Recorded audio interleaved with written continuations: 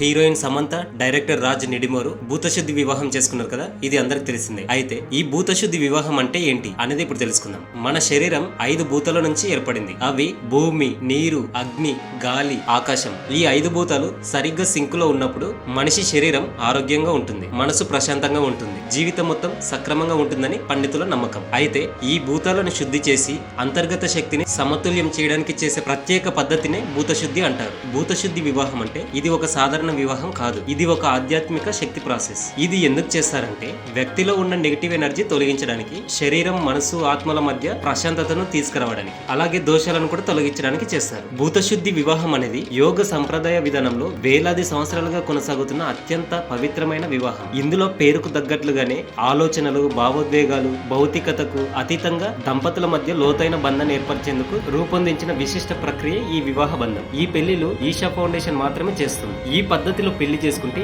అన్ని దోషాలు తొలగిపోయి పెళ్లి చేసుకున్న దంపతుల మధ్య లోతైన బంధం ఏర్పడుతుందని గట్టి నమ్మకం. అందుకే ఎన్నో ఇబ్బందులు, ఎన్నో దోషాలు ఉన్నవారు ఈ భూతశుద్ధి వివాహం చేసుకుంటే చాలా మంచిదని గట్టిగా నమ్ముతారు.